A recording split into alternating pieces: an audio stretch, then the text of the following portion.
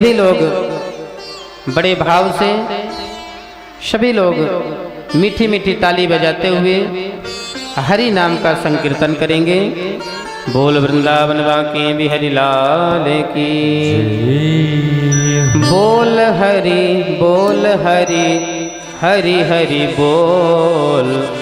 केशव माधव गोविंद बोल। बोल हरि हरि हरि बोल। केशव माधव गोविंद बोल। बोल हरि हरि हरि बोल। बोल हरि हरि हरि बोल। केशव माधव गोविंद बोल। बोल हरि हरि हरि बोल। केशव माधव गोविंद बोल। बोल हरि हरि हरि बोल। केशव माधव गोविंद बोल। केशव माधव गोविंद बोल। केशव माधव गोविंद बोल। केशव माधव गोविंद बोल। केशव माधव गोविंद बोल। बोल हरि हरि हरि बोल। केशव माधव गोविंद बोल। बोल हरि हरि हरि बोल। केशव माधव गोविंद बोल। श्री राधे।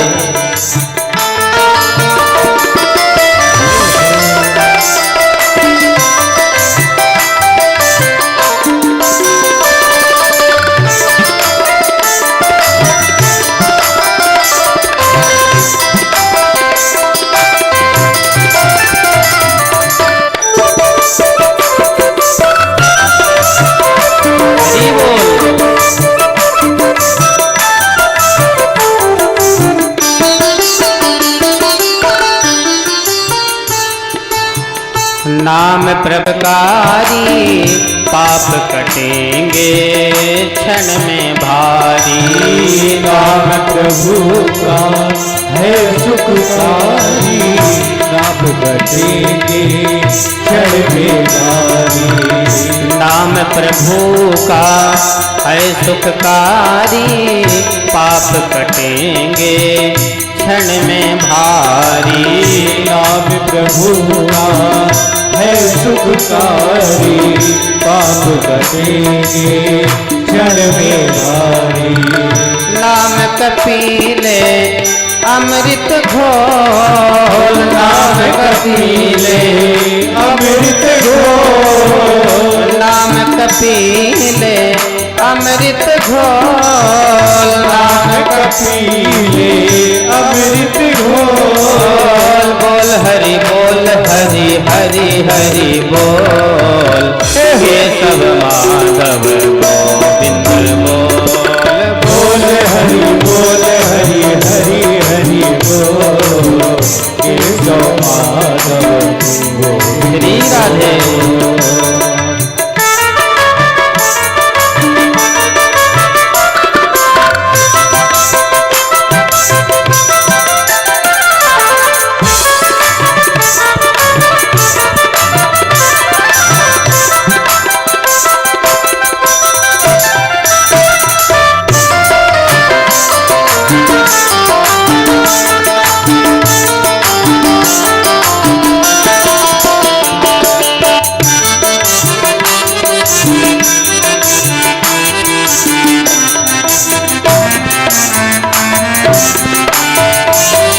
राम नाम के सब अधिकारी। बालक वृद्ध युवा नर नारी। राम कथा के सब अधिकारी। बालक वृद्ध युवा मातारी। राम नाम के सब अधिकारी, बालक वृद्ध युवा नर नारी।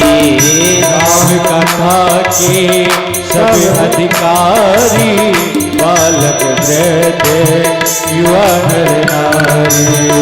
हरि जब इत उत कित हो न, श्री राम के विमान में आरूढ़ हो गए। भगवान श्री राम ने देखा कि हनुमान जी महाराज एकांत में खड़े होकर के शांत बैठे हैं। भगवान प्रभु राम ने कहा कि हनुमान जी आप भी आइए। हनुमान जी ने कहा प्रभु मैं एक बात सोच रहा हूं, क्या आपके धाम में आपकी कथा श्रवण करने के लिए हमें प्राप्त होगी? राम जी महाराज ने हंस की, हमारे साकेत धाम में तो कथावाचक तो नहीं है, लेकिन हम तो आपको नित्य मिलेंगे ना। हनुमान जी ने मुस्कुराते हुए कहा प्रभु जहां आपकी कथा ना मिले उस स्थान पर जाकर के हम क्या करेंगे? क्योंकि हनुमान जी महाराज प्रभु के कथा सुनने के परम रसिक हैं। प्रभु चरित्र सुनिबे को रसिया। तो हनुमान जी महाराज साकेत धाम जाना कैंसिल कर दिया। महाराज बोले प्रभु आप तो हमारे नित्य हृदय में निवास करते हैं। जास हृदय आगार बसहि राम सर चाप धर। ऐसी देव दुर्लभ कथा को हम लोग श्रवण करने के लिए आज इस कथा पांडाल पर समुपस्थित हुए हैं।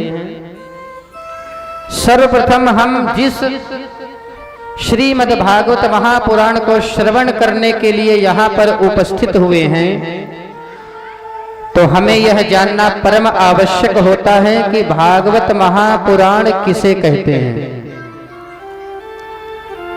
कथा श्रवण करने से क्या लाभ होता है, क्यों सुनी जाती है श्रीमद् भागवत महापुराण की कथा। भागवत महापुराण किसे कहते हैं? संत कहते हैं भगवता प्रोक्तम भागवतम, जिसे भगवान ने अपनी वाणी से प्रकट किया हो वही भागवत है। देखिए भागवत भी संवाद है।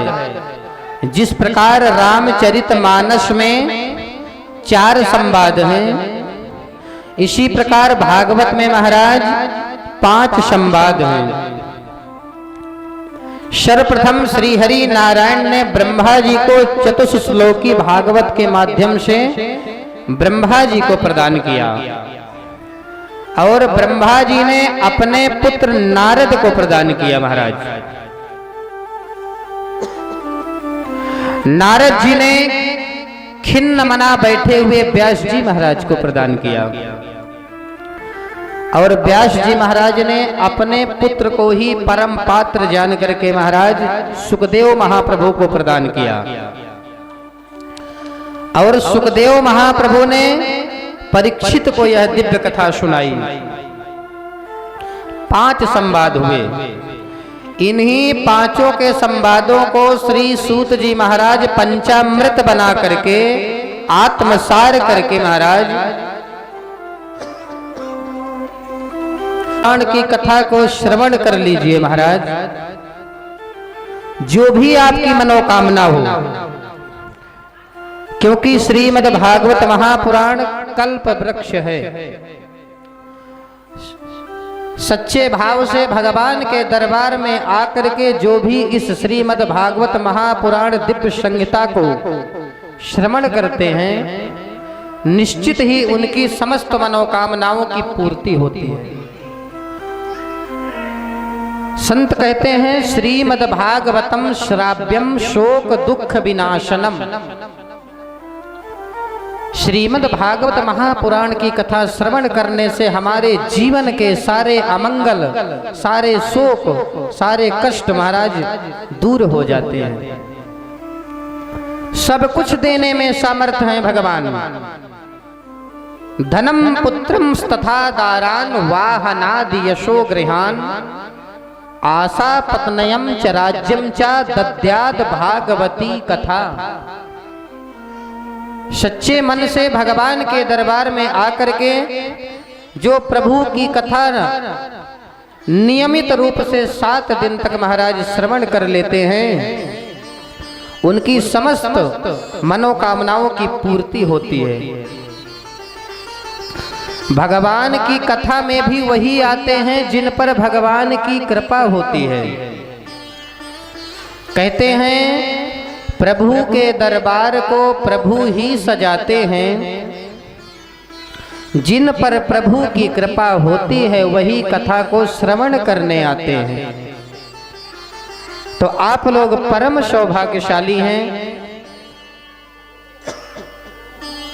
देखिए आज आप लोगों ने बड़ा कठिन परिश्रम किया, कलश यात्रा में भी आप लोग घूमे और आप लोग अधिक परिश्रम किए, इसलिए आज थोड़ा कथा का समय में विलंब हो गया और थोड़ा बच्चे लोग हल्ला थोड़ा शोर ज़्यादा मचा रहे हैं। थोड़ा सा बच्चों को थोड़ा सा शांत करें। देखिए सर्वप्रथम हम आपको भागवत श्रवण करने का नियम बता रहे हैं। आप लोग यहाँ पर आए हैं पुण्य कमाने। क्या करने आए हैं? पुण्य प्राप्त करने।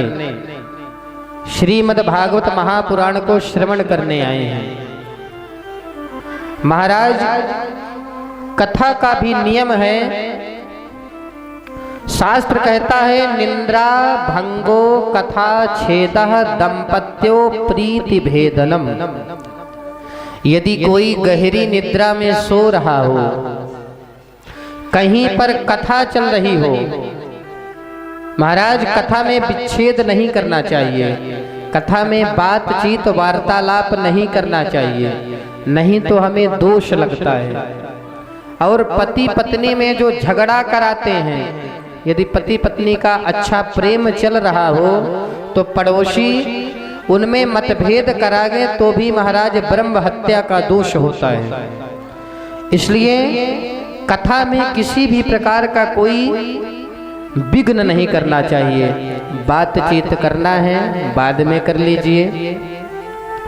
इसका प्रमाण है जब लवकुश भगवान श्री राम को कथा श्रवण करा रहे थे, अचानक भगवान श्री राम के मन में आया कि हम तो श्रोता हैं और श्रोता को नीचे बैठना चाहिए।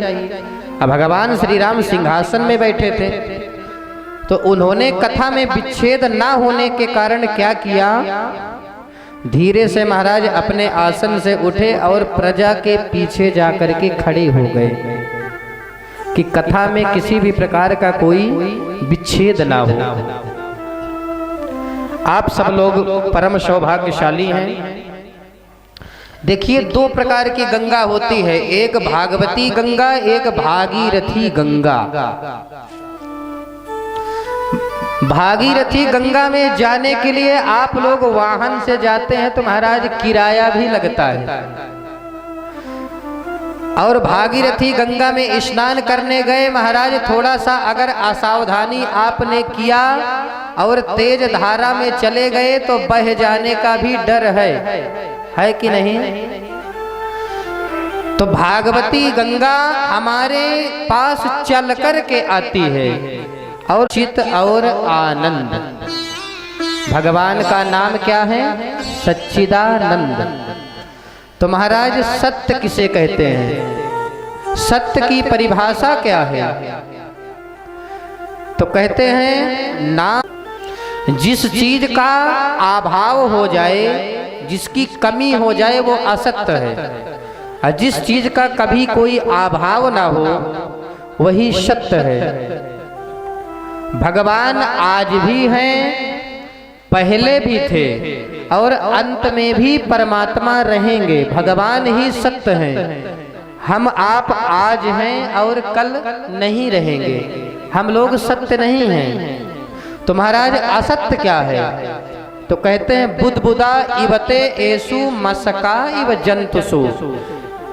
जिस प्रकार पानी का बुलबुला उठता है और एक ही क्षण में नष्ट हो जाता है, मच्छर महाराज पैदा होते हैं दूसरे दिन मर जाते हैं। तो मच्छर और पानी का बुलबुला असत्य है, भगवान ही सत्य है। इसीलिए गोस्वामी तुलसीदास जी कहते हैं कि धर्म न दूसर सत्य समाना। तो भगवान हुए सत्य, दूसरा क्या हुआ? चित। चित का मतलब क्या होता है महाराज?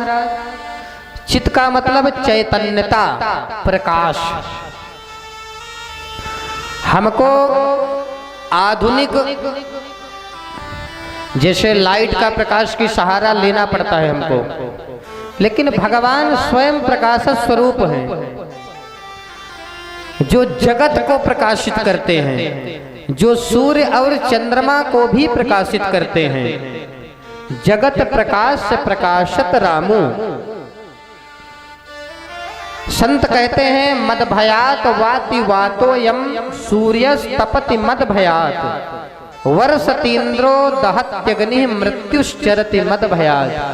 भगवान की ही कृपा से सूर्य और चंद्रमा प्रकाशित हो रहे हैं। जिस दिन भगवान की कृपा नहीं रहेगी उस दिन सूर्य और चंद्रमा भी निस्तेज हो जाएंगे। मृत्यु भी भगवान के भय से विचरण करती है। और एक चित्त का अर्थ होता है ज्ञान। अखंड ज्ञान के परिपालक केवल परमात्मा है। तो असंभवम हेम मृगस्य जन्मा तथापि रामो लुवे मृगाया। क्या भगवान को इतना भी नहीं पता कि कभी स्वर्ण का मृग होता है और स्वर्ण के मृग के पीछे भगवान भाग रहे हैं? और तो और महाराज, क्या भगवान को इतना भी नहीं पता कि पत्नी के वियोग में भगवान हे खग मृग हे मधुकर श्रेणी तुम देखी सीता मृग नयनी। सती जी का माथा घूम गया महाराज। भोले बाबा ने कहा देवी शंका मत करो, भगवान लीला कर रहे हैं। सती जी ने कहा महाराज परीक्षा लेना चाहते हो? सती जी जैसे सीता का वेश धारण करके भगवान श्री राम के सन्मुख समुपस्थित हुई, तो जो हे खगमृग हे मधुकर श्रेणी कह के बिलख रहे थे, चिल्ला रहे थे महाराज, वही सती जी को एक क्षण में पहचान गए और कहा कहो बहोरी कहाँ वृष के तो। अरे माता जी आप कहाँ अकेली इस जंगल में भ्रमण कर रही हैं? तो जो भगवान अखंड ज्ञान के परिपालक हैं, एक क्षण में उन्होंने यह सिद्ध कर दिया। तीसरा पाद आता है आनंद। महाराज सांसारिक सुखों में इन विषयों में आनंद नहीं है। यदि हम आनंद कहें कि महाराज हमारे मन में कामना उत्पन्न हुई कि महाराज हमारा सुंदर सा मकान बन जाए, मकान हमारा महाराज बन गया।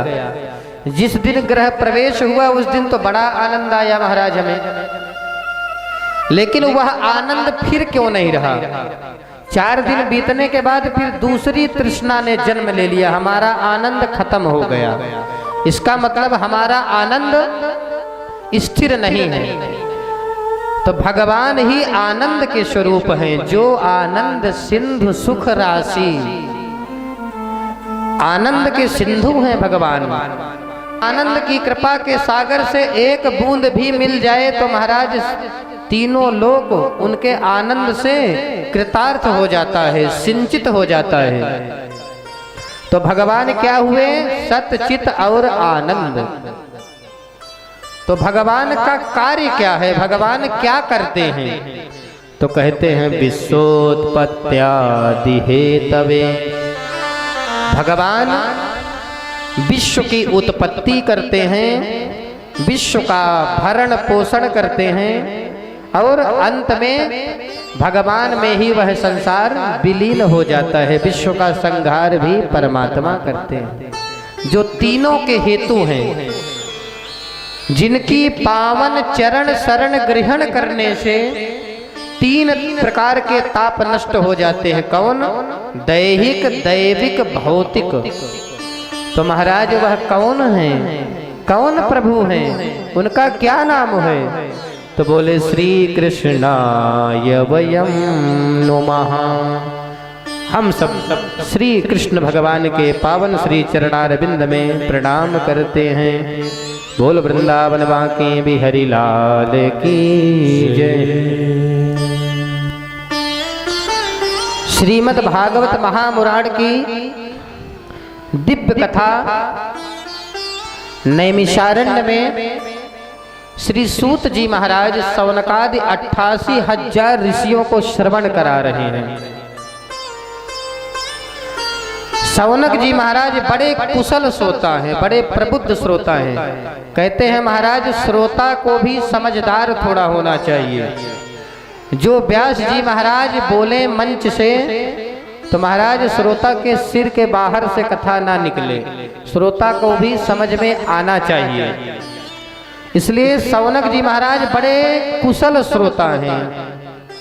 कुशल का मतलब क्या होता है? कुशान लाती ददाती इति कुशला।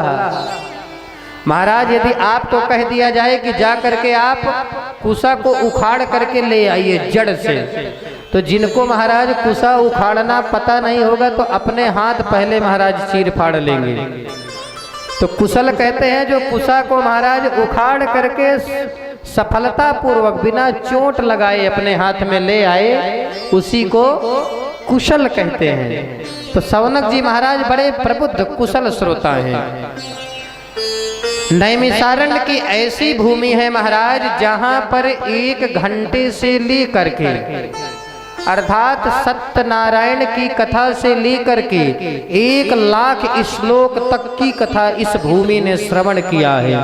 ये है नैमिषारण्य भूमि की महिमा।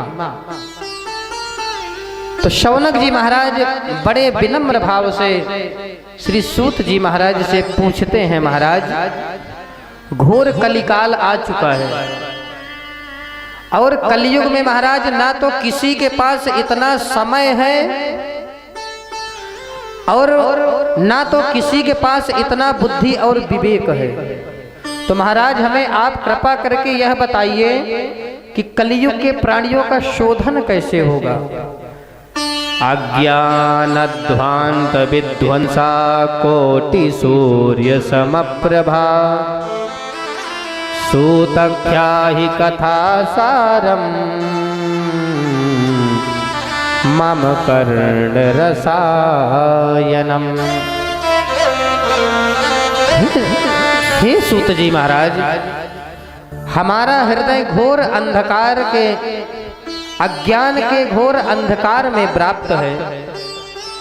आपके पास करोड़ों सूर्य के समान ज्ञान का प्रकाश है। महाराज कृपा करके आप अपने ज्ञान के भास्कर को उदय कीजिए और हमारे हृदयगत अज्ञान के अंधकार को दूर कर दीजिए। महाराज हम यह जानना चाहते हैं कि कलयुग के पापों से बचने के लिए वैष्णव जन संत जन ऐसा कौन सा व्रत अनुष्ठान जप करते हैं प्राप्त हो जाएगी, अर्थात चिंतित वस्तु को देने वाली। और यही चमत्कार महाराज कल्प वृक्ष का है। जो भी आप कल्प वृक्ष के सामने मनोरथ करेंगे वह तत्काल आपका सिद्ध हो जाएगा। लेकिन चिंतामणि और कल्प वृक्ष से जब महाराज पूछा गया कि आप हमें श्री सीताराम जी के, श्री राधे श्याम जी के दर्शन करा सकते हैं, दोनों ने हाथ उठा लिया। महाराज यह सामर्थ्य हम में नहीं है। चिंतामणिर्लोक सुखम सुरद्रो स्वर्ग संपदम प्रयच्छति गुरु प्रीतो वैकुंठम योगी दुर्लभम। गुरुदेव भगवान ही कर सकते हैं। जिनके ऊपर सदगुरुदेव भगवान की कृपा हो वही योगियों के लिए दुर्लभ वैकुंठ भी सहजता से हमें प्राप्त करा सकते हैं। क्योंकि कहते हैं गुरु मेहरबान तो चेला पहलवान। इसलिए सद्गुरुदेव भगवान की कृपा जिन पर होगी भगवत प्राप्ति बड़े सहजता से प्राप्त हो जाती है महाराज। श्री शौनक जी के वचनों को सुनकर श्री सूत जी महाराज ने प्रीति है, इसलिए आज हम तुम्हें समस्त शास्त्रों का सार श्रीमद् भागवत महापुराण की कथा को रसस्पादन कराएंगे। यहाँ पर संतों ने प्रश्न किया, महाराज यदि हमारे हृदय में प्रीति ना होती तो क्या आप हमें कथा नहीं सुनाते? बोले नहीं सुनाते। बोले महाराज यदि आपको कोई विधायक कहते कि महाराज आप हमें कथा श्रवण करा दीजिए तो उनको नहीं सुनाते?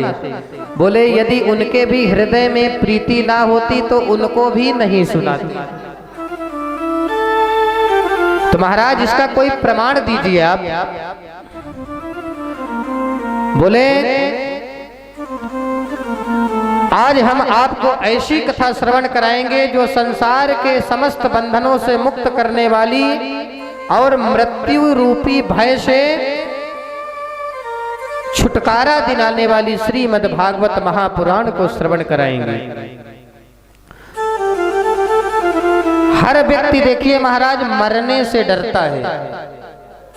यदि हमें भी परीक्षित जी की तरह यदि पता चल जाए, कोई हमें अवगत करा दे कि महाराज आपकी भी मृत्यु आज से 7वें दिन होने वाली है, तो महाराज क्या पता 7वां दिन हम देखें या ना देखें पहले ही हार्ट अटैक हो जाएगा। तो इसलिए भगवान की कथा संसार भय नाशनम, मृत्यु से हर व्यक्ति को डर लगता है। एक बुढ़िया थी महाराज, और बुढ़िया अपने परिवार वालों से अलग रहती थी। एक दिन बुढ़िया ने घर का कूड़ा कचरा अपनी टोपरा में इतना रख लिया महाराज कि टोपरा उठ ही नहीं रहा था। तो बुढ़िया को अचानक सुबह सुबह क्रोध आने लगा कि महाराज मैं इतना तंग आ गई हूं इस घर से कि मेरी तो यमराज भी नहीं सुनते। यमराज जी वहां से जा रहे थे और तक्षण यमराज जी प्रकट हो गए। बोले कहो माता जी आपने हमें याद किया? बुढ़िया डर गई, बोली आप कौन हो महाराज? बोले हम यम हैं। कहो आपने हमें क्यों याद किया? तो बुढ़िया की भाषा बदल गई कि महाराज हमने आपको नहीं याद किया, बस केवल आप हमारा ये टोकरा उठा दीजिए, जहां से आप पधारे हैं वहीं आप जाइए। तो मृत्यु से हर व्यक्ति डरता है महाराज। इस कथा की दिव्यता बताते हुए श्री सूत जी महाराज कहते हैं कि इस कथा की इतनी महिमा है कि जिस समय परीक्षित जी महाराज को श्री सुखदेव महाप्रभु कथा श्रवण कराने के लिए उपस्थित हुए, देवताओं को जब पता चला महाराज अमृत का कलश लिए हुए सुखदेव महाप्रभु के पास आए। सुधा कुंभम गृहीत्वैवा देवास तत्र समागमन, आकर के सुखदेव महाप्रभु को प्रणाम किया और कहा महाराज हमने सुना है कि आप परीक्षित जी को दिव्य कथा श्रवण कराने जा रहे हैं, तो हम ये चाहते हैं महाराज कि यह अमृत आप परीक्षित जी को पिला दीजिए। सुखदेव जी को बड़ा आश्चर्य हुआ कि देवता लोग इतने परमार्थी कब से हो गए महाराज। ना हमने बुलाया ना परीक्षित ने पुकारा, फिर ये बिना बुलाए अमृत का कलश लिए दौड़े चले आए। महान आश्चर्य की बात है। तब देवताओं ने हाथ जोड़ करके कहा महाराज हमारा भी थोड़ा निवेदन सुनिए। बोले एवं विनिमये जातो सुधाराज्ञा प्रपीयता प्रपास्यामो वयं सर्वे श्रीमद्भागवतामृतम। आप यह अमृत परीक्षित जी को पिला दीजिए और जो आप भागवतामृत परीक्षित जी को श्रवण कराने जा रहे हैं उसे हमें सुना दीजिए। सुखदेव जी ने कहा देवताओं तुम्हारा यह अमृत कांच का टुकड़ा है और हमारा यह भागवतामृत करोड़ों की मणि है, और विनिमय तो बराबर की वस्तु से होता है। कहाँ तुम्हारा कांच का टुकड़ा और कहाँ हमारी करोड़ों की मणि, और तुम विनिमय करना चाहते हो। सुखदेव महाप्रभु ने देवताओं को फटकार करके भगा दिया। इतनी दुर्लभ कथा है ये महाराज। अच्छा, स्वर्ग सुधामृत किसे प्राप्त होता है? स्वर्ग सुधामृत जब हम यहाँ पर मृत्यु लोक में पुण्य करते हैं, खूब महाराज पूजा पाठ करते हैं, सत्कर्म करते हैं, तब हमें स्वर्ग का सुख मिलता है और हमें स्वर्ग सुधामृत पान करने के लिए प्राप्त होता है महाराज। लेकिन स्वर्ग में महाराज हमें एक माला डाल दी जाती है। जब तक हमारे पुण्य रहते हैं तब तक महाराज यह माला हमारी हरी भरी रहती है, और जैसे ही हमारे पुण्य समाप्त होते जाते हैं हमारी माला सूखने लगती है। तो क्षीणे पुण्य मर्त्य लोके विशन्ति, जैसे ही हमारे पुण्य समाप्त हो जाते हैं वहां से हम फिर ढकेल दिए जाते हैं, जाओ फिर से पुण्य करके आओ, फिर स्वर्ग का सुख पाओ। ये है स्वर्ग सुधामृत की महिमा। क्योंकि सागर मंथन के समय केवल एक ही कलश तो निकला था अमृत का, तो देवता लोग पीते पिलाते कुछ नहीं है, केवल सुंघाते रहते हैं महाराज। यदि देवता लोग पीते तो कब का खत्म हो गया होता अमृत का कलश। ऐसे समझो, 3 कंजूस थे और तीनों महाराज एक से एक बढ़ करके। एक दिन तीनों इकट्ठा हुए, बोले महाराज हम तीनों को लोग कहते हैं बड़े कंजूस हैं, आज चलो कुछ खर्चा करके दिखाते हैं। तीनों ने बड़ा सोचा विचारी किया और सोचा आज घी खरीद लेते हैं। तीनों ने घी लिया महाराज 100-100 ग्राम। तीनों अपने घर ले आए। कुछ दिन बाद मिले तीनों, बोले क्यों महाराज आपका घी अभी चल रहा है? तो कहा हाँ हमारा तो चल रहा है। कैसे चलाते हो? तो बोला महाराज जब घर की सारी रोटियां बन जाती हैं तो एक रोटी ऊपर की चुपड़ देते हैं, एक रोटी नीचे की, और बाकी बीच की रोटी हम चुपड़ी हुई समझ लेते हैं। हमारा तो ऐसा चल रहा है। दूसरे ने कहा राम राम, तुम तो बड़े खर्चीले हो भाई, तो तुम्हारा कैसे चल रहा है तुम बताओ? बोला महाराज जब घर की सारी रोटियां बन करके तैयार हो जाती हैं तो महाराज एक सलाई लेते हैं, घी में चुभो करके सीधे रोटियों में चुभो देते हैं, नीचे से ऊपर तक सारी रोटियां चुपड़ी हुई मान लेते हैं महाराज। तीसरे ने कहा राम राम राम, तुम दोनों ही बड़े खर्चीले हो। दोनों ने कहा तुम कैसे करते हो भाई?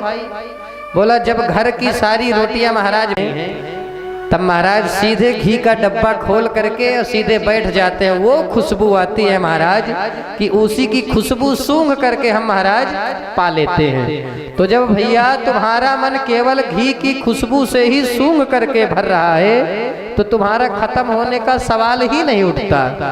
यही हाल देवताओं का है।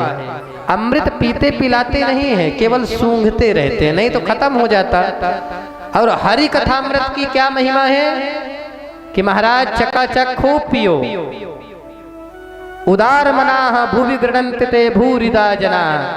महाराज कथाभ्यास उदार मना हो करके, हरि अनंत हरि कथा अनंता, इसमें कोई कृपणता का स्थान ही नहीं है।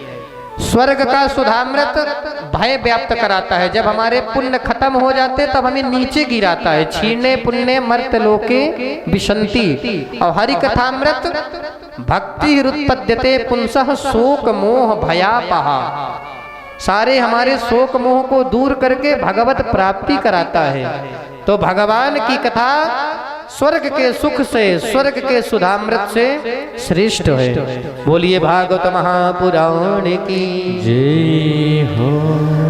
तो महाराज यह इतनी दिव्य कथा है तो यह कथा केवल 7 ही दिन क्यों सुनी जाती है?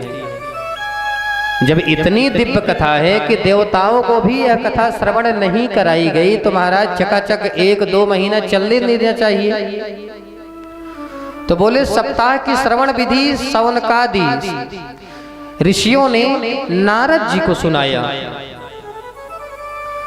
सौनक जी महाराज ने कहा कि महाराज यह बात हमें थोड़ा सा जब नहीं रही है। नारद जी घुमक्कड़ महात्मा हैं जो एक घड़ी से ज्यादा कहीं टिकते नहीं हैं, और उन्होंने 7 दिन तक एक स्थान में बैठ करके कथा कैसे श्रवण कर ली। तब श्री सूत जी महाराज ने कहा, एकदा ही विशालायाम चत्वारे ऋषयो मलाः सत्संगार्थम समायाता ददृशोस्तत्र नारदा। एक बार बद्री विशाल में चारों भाई सनत कुमार भ्रमण कर रहे थे। किस लिए? सत्संग की इच्छा से। सनकादि ये चारों भाई जो हैं सत्संग के बड़े प्रेमी हैं, बड़े रसिक हैं महाराज। इनको सत्संग करने का व्यसन है। जिस प्रकार हमको किसी चीज का व्यसन लग जाता है। महाराज कोई राजश्री ना खा रहा हो, अगर 2-2 गुटखा उसको डेली नित्य प्रति खिलाने लगे तो एक दिन ऐसा आएगा कि पूरी पुड़िया का पुड़िया जय सिया राम कर देगा वो। और अगर राजश्री नहीं मिली तो महाराज उसका मूड खराब रहेगा, कहेगा महाराज हमें व्यसन है। किसी को पुड़िया का व्यसन, किसी को चाय का व्यसन। महाराज आप राजश्री और तमाकू में कितने भी सर्प बिच्छू छाप दीजिए, कितना भी आप भयंकर चित्र छाप दीजिए, लेकिन जिसको व्यसन लग गया तो वो जरूर खाएगा। आप समझाएंगे कि महाराज इसे नहीं खाना चाहिए, यह आपके लिए हानिकारक है, तो उल्टा आपको ही ज्ञान देगा। अरे महाराज आया है सो जाएगा, राजा रंग फकीर। अरे जो आया है वो तो जाएगा ही। तो सौनकादि ऋषियों को भगवान की कथा श्रवण करने का व्यसन है। सौनकादि ऋषियों ने नारद जी को देखा, नारद जी चले आ रहे हैं। देख करके बड़े गदगद हुए कि आज नारद जी महाराज आ रहे हैं और निश्चित ही हमें सत्संग प्राप्त होगा। लेकिन जब नारद जी पास में आते दिखाई दिए, नारद जी का मुख एकदम लटका हुआ महाराज, एकदम खिन्न मना नारद जी चले आ रहे हैं। चारों भाइयों को बड़ा आश्चर्य हुआ कि संसार को भ्रम में डालने वाले आज स्वयं भ्रम में पड़े हुए। चारों भाइयों ने नारद जी महाराज से प्रश्न किया, कथम ब्रह्मन् दीन मुखः कुतश्चिन्तातुरो भवान् त्वरितं गम्यते कुत्रा कुतश्चागमनं तवा। अरे नारद जी महाराज, कथम ब्रह्मन् दीन मुखः, आपका मुख क्यों लटका हुआ है? क्या हुआ? कुतश्चिन्तातिरो भवान्, कौन सी चिंता ने आपको आतुर किया हुआ है? और कहां से आ रहे हैं और कहां जा रहे हैं आप? क्योंकि नारद जी महाराज से जब प्रश्न किया कि आपका मुख ऐसा लटका हुआ है महाराज कि जैसे गत वित्तो यथा जनः, जैसे महान कंजूस का कोई धन हरण कर ले, और आपके पास तो कोई ना तो ऐसा धन है, आपने अपने लिए महाराज झोपड़ी तक नहीं बनाई, आपका क्या लुट गया, आपका क्या चला गया? तब क्योंकि संतों का धन होता है महाराज भगवान नाम। पायो जी मैंने राम रतन धन पायो। तो संतों का धन अगर पूछना है तो वृंदावन में जाकर के संतों से पूछिए। संत क्या कहते हैं? हमारो धन राधा श्री राधा श्री राधा, हमारो धन राधा श्री राधा श्री राधा, हमारो धन राधा श्री राधा श्री राधा, हमारो धन राधा श्री राधा श्री राधा। बरसाने वाली राधा राधा राधा राधा राधा, बरसाने वाली राधा राधा राधा राधा बरसाने वाली राधा राधा राधा राधा राधा बरसाने वाली राधा राधा राधा राधा राधा हमारो धन राधा श्री राधा श्री राधा हमारो धन राधा श्री राधा श्री राधे।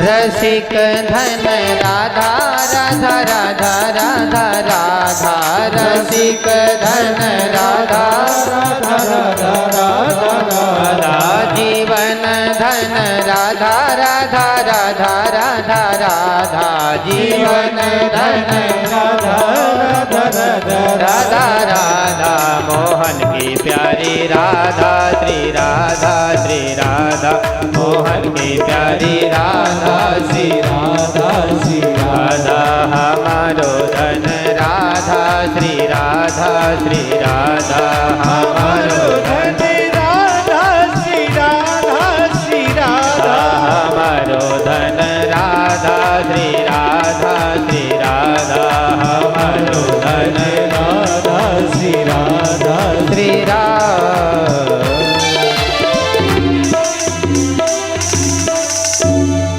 जब सनकादियों ने नारद जी से प्रश्न किया तो नारद जी महाराज अपनी व्यथा को बताया कि महाराज सारे भारतवर्ष में सारे विश्व में भारत भूमि ही ऐसी भूमि है जहां भगवान का चरित्र भगवान के चरित्रों का गुणगान किया जाता है। मैं भारत भूमि में महाराज भ्रमण करने लगा, मेरे मन में भी सत्संग की इच्छा हुई, लेकिन महाराज मैं हर तीर्थ स्थल गया। कहते हैं पुष्करम चा प्रयागम चा काशीम गोदावरीम तथा हरिक्षेत्रम कुरुक्षेत्रम श्रीरंगम सेतुबंधनम एवमादिषु तीर्थेषु ब्रह्मांड इतस्ततः। महाराज मैं हर तीर्थ में भ्रमण किया, लेकिन ना पश्चिम कुत्रचित् शर्मा, मेरे मन को कहीं भी संतोष नहीं मिला, क्योंकि कलिनाधर्यम कलयुग रूपी अधर्म ने सारे धर्म के संसाधनों को महाराज बाधित कर दिया है। मैंने सोचा संतों के यहाँ जाऊंगा तो मेरे मन को अवश्य शांति मिलेगी, लेकिन महाराज जब मैं संतों के यहाँ गया तो देख करके मैं आश्चर्यचकित हो गया। आजकल संतों की तो परिभाषा ही बदल गई महाराज। पाखंड निरता संता विरक्ता सपरिग्रहा। संत लोग भी महाराज इस कलिकाल में पाखंडी होते जा रहे हैं। पाखंड का मतलब पापस्य खंडः पाखंडः, जो एक पाप का ही खंड है उसे पाखंड कहते हैं। महाराज संतों की परिभाषा बदल गई। एक जगह शोर बहुत हो रहा था, मैंने पूछा महाराज ये शोर कहाँ हो रहा है? बोले महाराज मौनी बाबा के आश्रम में शोर हो रहा है। नाम तो महाराज मौनी बाबा है, लेकिन उनके आश्रम में शोर हो रहा है। फिर मैंने देखा बच्चे खेल रहे हैं। बच्चे किसके खेल रहे हैं? बोला महाराज ब्रह्मचारी जी महाराज के बच्चे खेल रहे हैं। नाम ब्रह्मचारी जी महाराज है और उनके कई बच्चे हैं महाराज, गृहस्थ जीवन है उनका।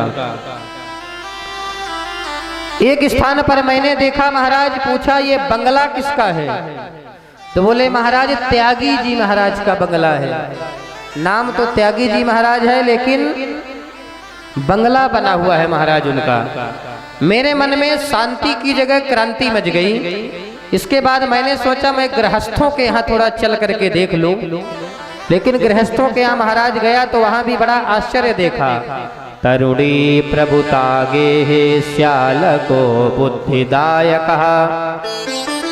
कन्या विक्रयणो लोभा दंपती नाम च कल्कनम। गृहस्थों में भी महाराज मैंने देखा कि घर में भी तरुणी प्रभुतागे है।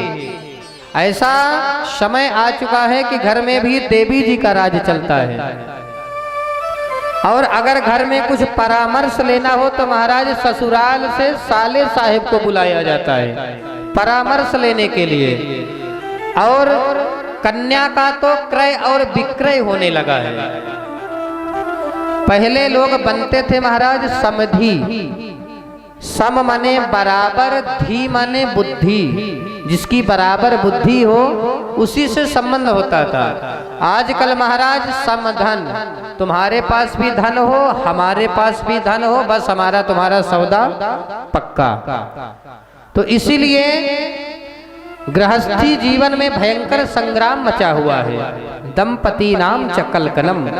मेरे मन में महाराज बड़ी ग्लानि हुई और मेरे मन में विचार आया कि मेरे मन को अवश्य ही श्री धाम वृंदावन में जाकर के मेरे मन को शांति मिलेगी। लेकिन वृंदावन आते ही मैंने महान आश्चर्य देखा महाराज कि एका तु तरुणी तत्रा निसंडा खिन्न मानसौ। एक जवान युवती अपनी गोद में दो वृद्ध युवाओं को लिटा करके रुदन कर रही है, विलाप कर रही है और उसको घेर करके कई नारियां बैठी हैं। महाराज मेरे मन में विचार आया कि मैं वहां जाऊं पूछूं। फिर मैंने सोचा कि स्त्रियों का समुदाय है और संत महापुरुषों को स्त्रियों के बीच में नहीं जाना चाहिए। जैसे ही महाराज मैं लौटने लगा तो उस देवी ने आवाज लगाई कि भो भो साधो क्षणम तिष्ठा मन चिंता मपि नाशया दर्शनम तव लोकस्या सर्वथा गहरम परम। हे साधु, एक क्षण के लिए रुक जाइए, मेरी चिंता का नाश कीजिए। नारद जी महाराज ने कहा, जब मैं गया पूछा देवी काशित्वम, आप कौन हो? ये दोनों वृद्ध कौन हैं? आप क्यों रो रही हैं? क्या कष्ट है आपको? वत देवी सविस्तारम स्वस्य दुःखस्य कारणम, अपने दुख का कारण मुझे बताइए। तब उस देवी ने कहा कि अहम भक्ति ऋतिख्यातौ इमौ में तनयौ मतौ ज्ञान वैराग्य नामानौ काल योगेन जर्जरौ। महाराज मेरा नाम भक्ति है, ये मेरे दोनों पुत्र ज्ञान और वैराग्य हैं। तो बोला नारद जी महाराज फटी आंख से देखते रह गए। राम राम, माता जी 20 वर्ष की और पुत्र 90 वर्ष के। महान आश्चर्य, ये कैसे हुआ माता जी? बोले काल योगेन जर्जरौ, ये सब समय का प्रभाव है महाराज। उत्पन्ना द्रविड़े साहम वृद्धिम कर्नाटके गता, मैं द्रविड़ देश में पैदा हुई और कर्नाटक में बड़ी हुई। क्वचिन क्वचिन महाराष्ट्र, महाराष्ट्र आदि प्रदेशों में मेरा बड़ा मान सम्मान हुआ। और जैसे ही मैं गुजरात में आई छिन्न भिन्न होकर के महाराज मैं वृंदावन में आई तो वृंदावन में फुल से मैं नवीन हो गई। लेकिन मेरे यह पुत्र ज्ञान वैराग्य इसी प्रकार जर्जरित अवस्था में ही लेटे हैं। और यदि यही हाल रहा महाराज तो इदम स्थानम परित्यज्य विदेशो गम्यते मया।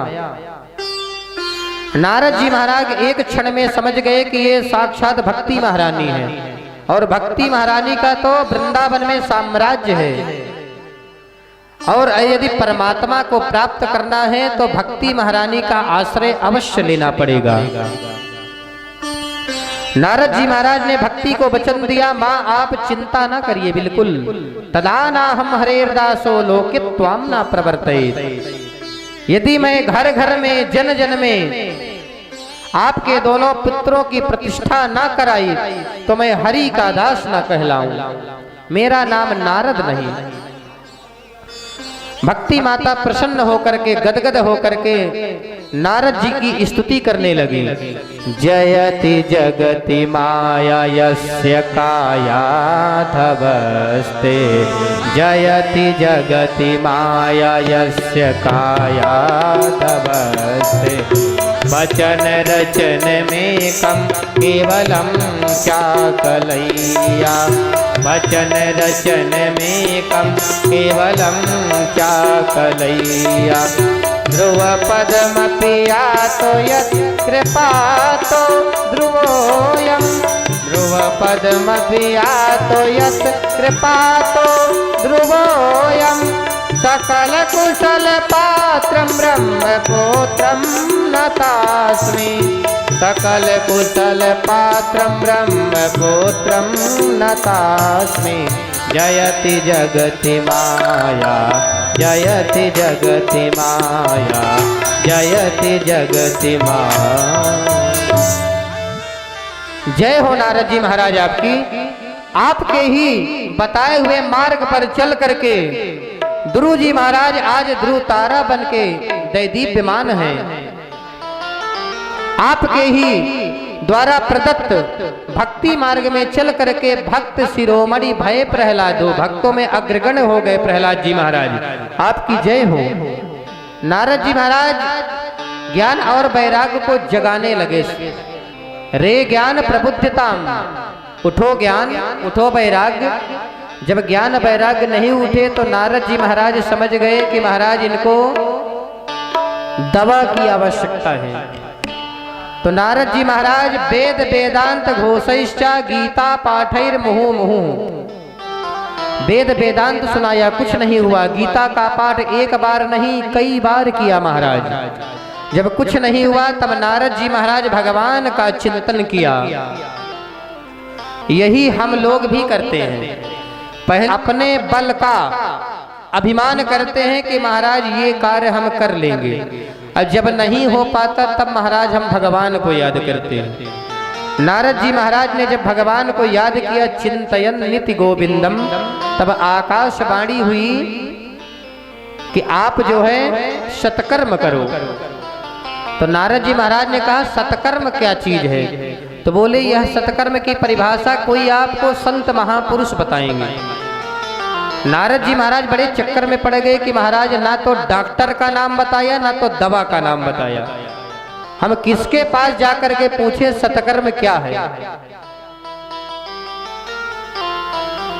नारद जी महाराज जहां जाते हैं वहीं सब लोग हाथ जोड़ लेते हैं। अरे महाराज आप ब्रह्मा जी के पुत्र, नारद विष्णु भगत पुण्य ज्ञानी। नारद जी भगवान के भक्त भी हैं और ज्ञानी भी हैं, तो महाराज आपको कौन बताए? जो थोड़ा अपने ज्ञान के अभिमान में थे, बड़े बड़े महामंडलेश्वर, उन्होंने अपने शिष्यों से कहा कि नारद जी महाराज जब पूछने आए तब उनसे बोल देना कि महाराज जी का आजकल मौन चल रहा है, ताकि हमारी लाज बची रहे। तो मुकी भूतास तथान्य तो कियंतस्तु पलायिता, सब दाएं बाएं महाराज खिसक लिए। जब नारद जी महाराज को कहीं समाधान नहीं मिला तब नारद जी महाराज सीधे बद्री विशाल की तरफ आ रहे थे, और नारद जी महाराज ने कहा कि महाराज आपसे हमारी मुलाकात हो गई, आप ही बता दीजिए सत्कर्म किसे कहते हैं। सनकादि चारों भाई हंसने लगे और बोले इतनी छोटी सी बात, और आप इतनी छोटी सी बात में चिंतित हैं। बोले सत्कर्म और कुछ नहीं है, श्रीमद् भागवतालापः सतुगीता सुकादिभिः। अरे सुखदेव जी के द्वारा गाया हुआ वह गीत ही है श्रीमद् भागवत। नारद जी महाराज ने कहा महाराज यह बात मुझे जमी नहीं।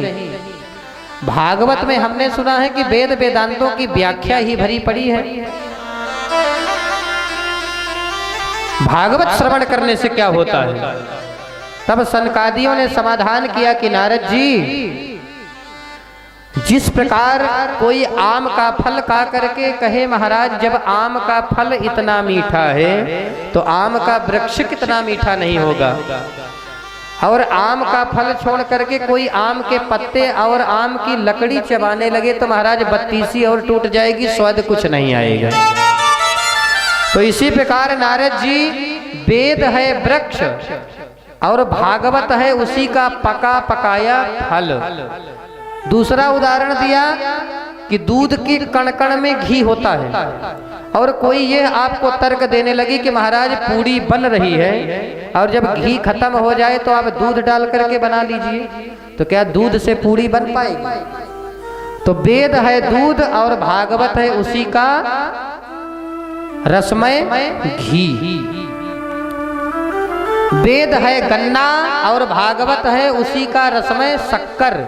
अब कोई उदाहरण देने लगे कि महाराज गन्ने के रस की मिठाई बन जाए, तो जो शक्कर से मिठाई बनेगी महाराज वो गन्ने के रस से कभी नहीं बन सकती। जब इस प्रकार का समाधान किया तब नारद जी महाराज गदगद हो गए और बोले, आज मैं समझ गया कि कोई पढ़ लिख करके कितना भी विद्वान बन जाए, लेकिन जब तक संत महापुरुषों के पास जा करके सत्संग नहीं करेगा तब तक उसको वास्तविक तत्व का बोध नहीं होगा। क्योंकि बिनु सत्संग विवेक न होई, बिनु सत्संग विवेक न होई, राम कृपा बिनु सुलभ न सोई, राम कृपा बिनु सुलभ न सोई, आवत एही सर अति कठिनाई, आवत यही सर अति कठिनाई, राम कृपा बिनु आई न जाई, राम कृपा बिनु आई न जाई, राम कृपा बिनु आई न जाई, राम कृपा बिनु आई न जाई। नारद जी महाराज ने कहा कि महाराज इस दिव्य कथा को हम श्रवण करना चाहते हैं। सनकादियों ने कहा ठीक है, हम अवश्य आपको सुनाएंगे। महाराज नारद जी महाराज ने प्रचार किया, कहां पर? भूर लोके, देवलोके, ब्रह्मलोके तथैव चा, सब जगह प्रचार किया। सारे ऋषिगण, सारे महात्मागण भागे भागे आए। क्यों? महाराज कथा में अपने साथ लोगों को लेकर के आना चाहिए। क्यों?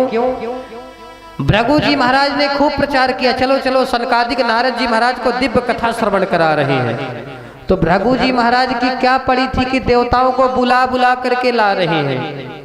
तो आपने बीमा एजेंट को देखा होगा, है ना? जब बीमा एजेंट हमारे घर में आते हैं तो महाराज इतना हमें समझाते हैं कि महाराज बड़ी जोरदार पॉलिसी चल रही है, आप भी करवा लीजिए। अगर पूछा जाए उनसे कि आपको क्या लाभ है, जो हमारे घर के इतने चक्कर आप काट रहे हैं, तो महाराज उनको भी 10% मिलता है। इसी प्रकार जो भागवत में अपने साथ ले करके आते हैं उनको भी 10% मिलता है। तो भृगु जी महाराज ने कहा कि इतने लोगों को इकट्ठा करके हम लाएंगे तो महाराज 10% हमको मिला तो हमारा भी चकाचक हो जाएगा। तो कौन नहीं आया? कुछ लोग ऐसे भी होते हैं कि त्रिपाठी जी भागवत का आयोजन करा रहे हैं, त्रिपाठी जी ने हमें निमंत्रण नहीं भेजा, हमसे तो कहा ही नहीं, हम क्यों जाएं? तो भैया भगवान के दरबार में बिना बुलाए आना चाहिए। इस कथा के माध्यम तो हमारे त्रिपाठी जी बने, लेकिन इनके माध्यम से जहां तक इस ध्वनि विस्तारक यंत्र की आवाज जा रही है, वातावरण भी पवित्र हो रहा है और कथा श्रवण करने का लाभ भी सबको प्राप्त हो रहा है। कथा किसी व्यक्ति विशेष की कभी नहीं होती, माध्यम हमारे ठाकुर जी ने त्रिपाठी जी को बना दिया। आप सब लोग भी इसका ऐसे अवसर का अवश्य लाभ उठाएं। तो नारद जी महाराज ने सबको बुलाया। महाराज वेदांतानि च वेदाश्च मंत्राः तंत्राः समूर्तयः, महाराज मंत्र तंत्र भी चल करके आए तो कहते हैं महाराज मंत्र तंत्र भी इनके भी शरीर होते हैं। तभी तो हिमाचल राज्य की पुत्री पार्वती, आप तर्क करेंगे महाराज हिमालय की कभी पुत्री हो सकती है? ये सब इनके शरीर है। सूर्य भगवान के पुत्र कौन है? कर्ण है। तो ये सब जो है चैतन्य है। भगवान ये राग रागनी जो होती हैं ये भी सब चैतन्य अवस्था में है। इसलिए सभी लोग आए और आकर के दिव्य भगवान का जय घोष किया। बोलिए भागवत महापुराण की। जैसे ही जय घोष किया महाराज दिव्य कथा प्रारंभ हुई। सनकादियों ने कहा सदा सेव्या श्रीमद् भागवती कथा यस्या श्रवण मात्रेणा हरिश्चित्तम समाश्रयेत। भगवान की कथा सदैव श्रवण करने योग्य है। भगवान की कथा श्रवण करने के लिए कोई दिन मुहूर्त की कोई आवश्यकता नहीं। दिनानाम नियमो नास्ति सर्वथा श्रवणम मतम। भगवान की कथा सदैव मंगल करती है, कभी भी श्रवण करें। जैसे ही कथा प्रारंभ हुई महाराज की अलौकिक संकीर्तन गूंजने लगा। कथा के प्रभाव से भक्ति माता प्रकट हो गई और भक्ति माता अपने दोनों पुत्रों के साथ ज्ञान वैराग्य के साथ, ज्ञान वैराग्य कथा के प्रभाव से महाराज जवान हो गए, तरुण हो गए और दिव्य भगवान का संकीर्तन करने लगे। श्री कृष्ण गोविंद हरे मुरारे हे नाथ नारायण वासुदेवा। श्री कृष्ण गोविंद हरे मुरारे हे नाथ नारायण वासुदेवा। श्री कृष्ण गोविंद हरे मुरारे हे नाथ नारायण वासुदेवा। कृष्ण गोविंद हरे मुरारे हे नाथ नारायण वासुदेवा। हे नाथ नारायण वासुदेवा। हे नाथ नारायण वासुदेवा। हे नाथ नारायण वासुदेवा। हे नाथ नारायण वासुदेवा। श्री कृष्ण गोविंद हरे मुरारे हे नाथ नारायण वासुदेवा। श्री कृष्ण गोविंद हरे मुरारे हे नाथ नारायण तो भगवान की कथा से ज्ञान वैराग्य महाराज तरुण हो गए, स्वस्थ हो गए। नारद जी ने प्रश्न किया कि महाराज भगवान की कथा से, भागवत की कथा से केवल ज्ञान वैराग्य ही पुष्ट होते हैं कि और भी जीवों का कल्याण होता है? सनकादि ऋषियों ने कहा नारद जी भागवत की कथा कहती है आजन्म मात्रमप्येन सठेन किंचित चित्तम विधाय सुख शास्त्र कथा न पीता। ये मानवाह पाप कृतस्तु सर्वदा।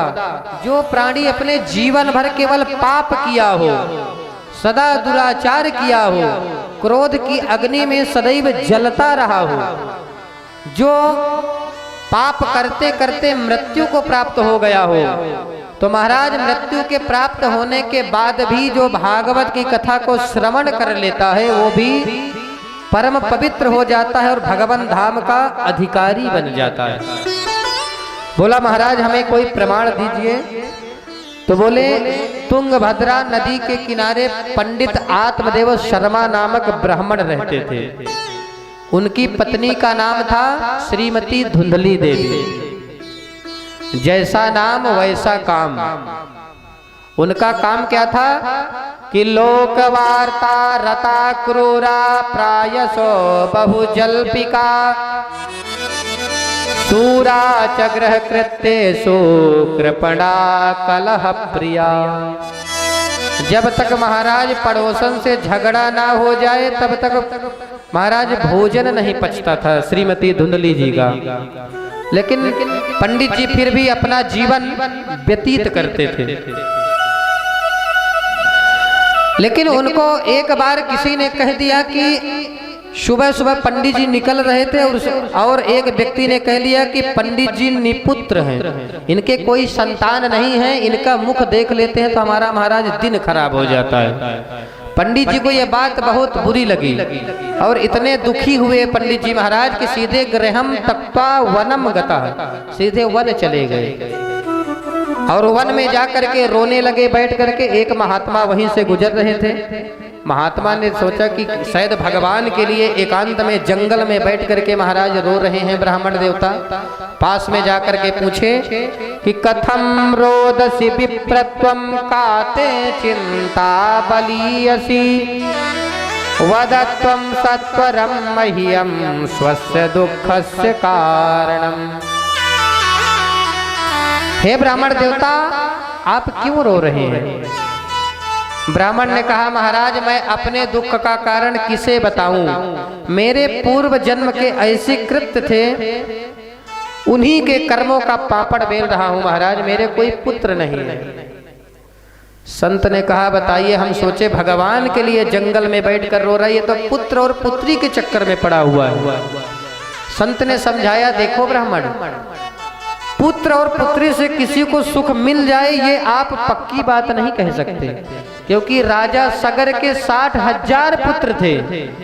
उन्होंने कपिल भगवान का अपमान कर दिया तो महाराज सब के सब जलकर भस्म हो गए। महाराज धर्मात्मा अंग का पुत्र था बैन, जो पुत्र के कारण ही राजा अपने राज्य को छोड़ करके चले गए। तो पुत्र से कोई सुखी नहीं होता। हम तो कहते हैं सन्यास थे सर्वथा सुखम, सन्यासी जीवन सबसे अच्छा है, कछु लेना न देना मगन रहना। महाराज ब्राह्मण देवता ने कहा, सन्यास्ते शुष्क एव ही। सन्यासी लोग क्या जाने गृहस्थों का जीवन। जब छोटा सा बालक महाराज होता है और तोतली बात करता है, पापा पापा बाबा बाबा कहता है, तब कितना सुंदर कानों में महाराज रसगुल्ला जैसे घुल जाता है। आप क्या जाने, गृहस्थ सरसो लोके पुत्र पौत्र समन्विता। ब्राह्मण देवता का यह वचन सुन करके संत समझ गए कि बड़ा तगड़ा भूत लगा है भाई पुत्र का। और ब्राह्मण देवता ने कहा, महाराज आप तो संत हैं और ऐसा हमने सुना है कि जो बात दवा से न हो सके वह संत कृपा से होती है, जब संत कृपा हो जाती है तब बात हरि से होती है। संत चाहे तो कुछ भी हो सकता है महाराज। तो संत ने कहा, महाराज लेकिन हम आपकी भाग्य की रेखा को देख रहे हैं, आपका मस्तक की सप्त जन्मावधि तव पुत्रो नैव च नैव च। आपके तो 7 जन्मों तक कोई संतान ही नहीं लिखी है महाराज। ब्राह्मण देवता तो खोपड़ी पटक करके रोने लगे, महाराज आपने तो मेरा 7 जन्म तक का दुख बढ़ा दिया, मैं तो इसी जन्म के लिए रो रहा था, आपने तो 7 जन्म बता दिया मुझे। आप जब मेरा भाग्य की रेखा को पढ़ सकते हैं तो आप पुत्र भी दे सकते हैं, और यदि आप पुत्र मुझे नहीं देंगे तो आपके सामने यही मैं खोपड़ी पटक करके अपने प्राण दे दूंगा। संत ने सोचा, महाराज ऐसे फंस गए, कछु लेना न देना मगन रहना, बढ़िया भगवान का भजन कर रहे थे, बताइए हमें व्यथा ही व्यर्थ ही हमें ब्रह्म दोष लगेगा, ब्रह्म हत्या का पाप लग जाएगा। कहा, सुनो सुनो ब्राह्मण देवता, एक फल दिया और कहा, इदम भक्षय पत्न्या त्वं ततः पुत्रो भविष्यति। यह फल ले जाओ और अपनी पत्नी को खिला देना, भगवान ने चाहा तो निश्चित ही पुत्र होगा। ब्राह्मण देवता ने कहा, कोई नियम? तो बोला, बस सत्यम शौचम दया दानम एक भुक्तम तो भोजनम।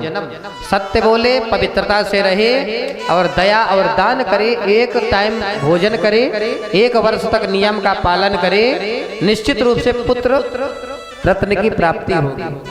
महाराज संत कहते हैं कि संतान को जन्म लेने के बाद नहीं, संतान को गर्भ से ही संस्कार देना चाहिए।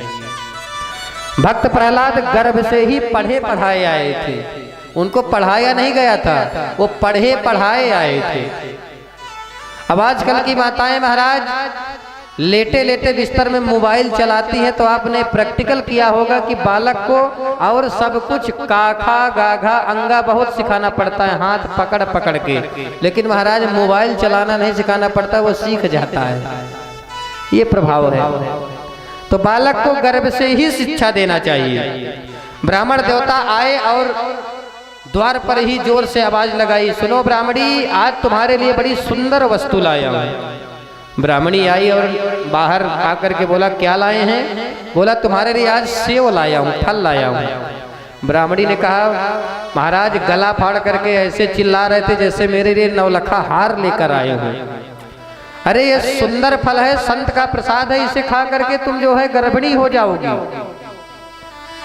धुंधली ने कहा कि देखो मुझे बेवकूफ बना रहे हैं, मुझे जंत्र मंत्र करके फल खिलाना चाहते हैं ताकि मैं इनके बस में हो जाऊं, और मैं ये सब करने वाली नहीं। मेरा नाम धुंधली है, मैं सोच विचार के ही काम करती हूँ।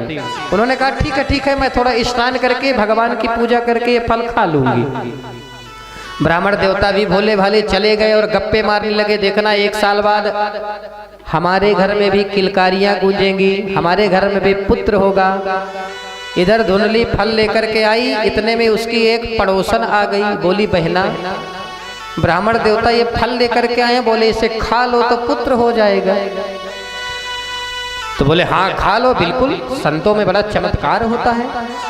तो बोला, मैं सोच रही हूँ कि फल भक्षेण गर्भस्याद गर्भेणो दर वृद्धिता स्वल्प भक्षम ततो अशक्तिर तो गृह कार्यम कथम भवेत। मैं फल खा लिया तो मेरे गर्भ हो जाएगा, अब मेरा पेट बढ़ेगा, फिर उदर बढ़ेगा, महाराज मेरा भोजन कम हो जाएगा, फिर मैं भोजन कम करने लगूंगी तो मेरी जो है शरीर की कमजोरी आने लगेगी, तो घर का काम काज कौन करेगा फिर? तो बोली, अपनी ये कौन सी बड़ी बात है, ननन को बधाई तो देना ही पड़ता है, तो ननन को बुला लेना। बोली, ना ना ना ना, मेरी ननन महा चुट्टी, एक बार आई थी पूरा घर साफ कर गई, इस बार जाने क्या कर जाएगी महाराज। तो सखी ने कहा कि बहन तो एक काम कर तू। धुंधली ने कहा, ये बताओ यदि अचानक हमारे घर में चोर और डाकू आ गए तो सब लोग भाग जाएंगे, मुझे तो पकड़ कर मार ही डालेंगे। और मैंने सुना है महाराज सुखदेव जी अपने माँ के गर्भ में 12 वर्ष तक रहे, और यदि 2 वर्ष भी यह बालक मेरे गर्भ में रह जाएगा तो महाराज मेरी विडंबना हो जाएगी। मेरी नजर में बहना तो बुरा मत मान, मेरी नजर में वही नारी सुखी है। देखिए धुंधली कह रही है, बंध्या व विधवा नारी सुखनी चेति में मति। मेरी नजर में जो बंध्या बांझ है, जो विधवा है, वही नारी सुखी है। कौन यह सब झंझट में पड़े। एवं कुतर्क योगेना तत्फलम नैव भक्षितम। इतने कुतर्क किए कि पड़ोसिन का माथा महाराज खराब हो गया और वो सीधे चली गई। बहन तुझे जो समझ में आए वो तू कर। एक दिन उसकी बहन आई और बहन से बताया तो बहन ने उसको साफ इनकार कर दिया। बहन भी चाहती थी कि इसके कोई पुत्र ना हो, मेरा पुत्र गोद ले ले। तो बहन से बोली तो बहन ने कहा, ना ना, साधु महात्माओं के चक्कर में बिल्कुल मत पड़ना बहन। खावे पहिरे ढोंगते ये जोगी अवधूत, अरी बहन कहीं फलन ते होत न देखे पूत। पागल हो गई है क्या? कभी फल से पुत्र होता है किसी के? तो बिल्कुल चक्कर में मत पड़ना। अगर तुझे इस फल का परीक्षण करना है तो तेरी गाय के भी तो कोई संतान नहीं है, तो ये फल अपनी गाय को खिला दे। और हाँ, तुझे पुत्र चाहिए तो वैसे भी बहन मेरे 1 दर्जन है और एक फिर होने वाला है, तू ले लेना उसको। तो महाराज धुंधली ने पंडित जी को बनाया कि महाराज बस मैंने फल खा लिया, मुझे असर हो रहा है। और कालांतर में उसकी बहन के पुत्र हुआ। रात्रि में ही उसने धुंधली को दे दिया और सुबह होते ही धुंधली ने बता दिया कि महाराज आपके पुत्र हुआ है। पंडित आत्मदेव शर्मा खुशी से झूम उठे और 3 महीने बाद जो गाय को फल खिलाया था महाराज, गाय के गर्भ से सुंदर पुत्र रत्न की प्राप्ति हुई। गोकर्ण जी महाराज पैदा हुए। सर्वांगम सुंदरम दिव्यम निर्मलम कनक प्रभम। जब पंडित जी दोनों बालकों का खूब उत्सव मनाया और जब नामकरण की बारी आई तो गाय के पुत्र का महाराज नाम रखा गोकर्ण, क्योंकि गाय के कान उनके थे, गाय जैसे के कान। और जब धुंधली के पुत्र का नाम रखाने लगे तो धुंधली ने कहा, सुनो जी, 9 महीना तक मैं इसको लेकर के फिरी हूँ, इसलिए नाम मैं ही रखूंगी। मेरा नाम धुंधली है तो इसका नाम धुंधकारी होना चाहिए।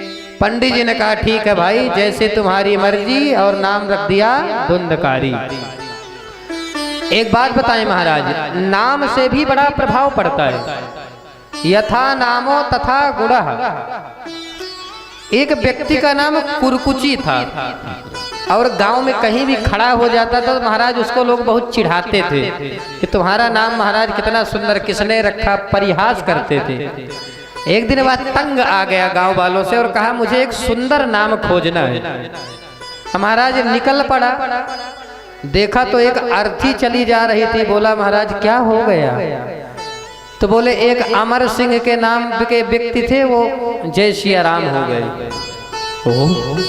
फिर थोड़ा आगे बढ़े तो एक लकड़हारा अपने से ज्यादा बोझ लकड़ी का गट्ठर बांधे हुए चला आ रहा था। बोला, भैया जी राम राम, मैं ये पूछना चाहता हूँ आपका नाम क्या है? बोला, हमारा नाम कुबेर सिंह है। बताइए, नाम कुबेर सिंह और ढो रहे हैं लकड़ी। फिर थोड़ा आगे बढ़े और देखे तो एक घर में एक जो है काम करने वाली बाई पोंछा मार रही थी। तो उन्होंने पूछा, बहन जी आपका नाम क्या है? बोले, हमारा नाम लक्ष्मी बाई है। नाम तो लक्ष्मी बाई, लेकिन काम क्या कर रही है? पोंछा लगा रही हैं। तो उसने कहा कि अमरम ही मृतम दृष्टवा कुहिरम भारवाहकम। जिसका नाम अमर सिंह है वो जय श्री राम हो गए, और जिसका नाम कुबेर सिंह है वो महाराज लकड़ी के गट्ठर ढो रहे हैं। लक्ष्मी परिग्रहे दासी, लक्ष्मी जी जिनका नाम है वो बताइए कि झाड़ू पोछा कर रही है। तो सुखी जीवति कुरकुची, हमारा ही ठीक है महाराज, नाम जरूर हमारा ऐसा, लेकिन हम सबसे सुखी हैं। तो जब गोकर्ण और धुंधकारी बड़े हुए तो महाराज दोनों ने ख्याति प्राप्त करी। एक कुख्यात हुआ, दूसरा विख्यात हुआ। गोकर्ण पंडितो ज्ञानी धुंधकारी महाखला। धुंधकारी इतना दुष्ट निकला महाराज कि कोई सीधी रास्ता जा रहा हो तो बोलता था, बाबा जी आप रास्ता भटक गए, जहाँ कांटे बिछे हो बोला ये सीधी रास्ता जा रही है। बच्चों को महाराज कुएं में फेंक देता है। दीनान धानाम प्रपीडकः सब हस्तेन भोजनम। महाराज कोई गंगा जी किनारे कोई पिंडा पार के चला है तो मुर्दे का पिंडा ही उठा करके खा जाता था, इतना दुष्ट। एक दिन धुंधकारी ने पिता से कहा, एकदा पितरऊ ताड्या पात्राणि स्वयमा हरत। पिताजी को एक दिन लड़ाई झगड़ा किया और घर के बर्तन जाके महाराज बेच आया। पंडित जी महाराज दुखी हो गए। एक दिन पंडित जी महाराज दुखी थे, क्यों? क्योंकि हमारे पुत्र नहीं है। आज महाराज इसलिए दुखी हैं कि हमारे ऐसा पुत्र क्यों हुआ। पंडित जी महाराज आज फिर चल दिए वन, घर छोड़ करके, दुखी होकर के, अपने प्राण को त्यागने महाराज। गोकर्ण जी रास्ते में मिल गए। उन्होंने समझाया, पिताजी आप सोच रहे हो कि संसार में कोई सुखी है तो कोई संसार में सुखी नहीं है, सब दुखी हैं। दीन कहे धनवान सुखी, गरीब कहता है धनवान हमसे सुखी है, तो धनवान कहे सुख राजा को भारी। राजा कहे महाराजा सुखी, महाराजा कहे सुख इंद्र को भारी। इंद्र देवता ने कहा, हमें कहाँ सुख है महाराज, हमसे ज्यादा सुख तो ब्रह्मा जी को है। तो इंद्र कहे चतुरानन को सुख, ब्रह्मा कहे सुख विष्णु को भारी। तो तुलसीदास जी ने कहा, कोई सुखी नहीं है। तुलसीदास विचार कहे हरि भजन बिना सब जीव दुखारी। कोई तन दुखी, कोई मन दुखी, कोई धन बिन रहत उदास। थोड़े थोड़े सब दुखी, सुखी राम का दास। राम का दास कभी न होवे उदास। तो बड़ा सुंदर उपदेश दिया जब बोला, पिताजी संसार में दो रस्सियां मनुष्य को बांधती हैं, एक अहमता, एक ममता। देहेस्तिमांस रुधिरे विमतिम त्यजत्वा। यह जो शरीर का मोह है, यह भी पंचायती धर्मशाला है महाराज। शरीर हमें देखने में बाहर से तो बड़ा सुंदर लगता है महाराज, लेकिन संत कहते हैं इसकी पैकिंग बड़ी जोरदार है और इसके अंदर तो महाराज गंदगी ही गंदगी भरी पड़ी है। कहते हैं हाड़ मांस की पेटी चाम में लपेटी, कोई बना बेटा तो कोई बनी बेटी।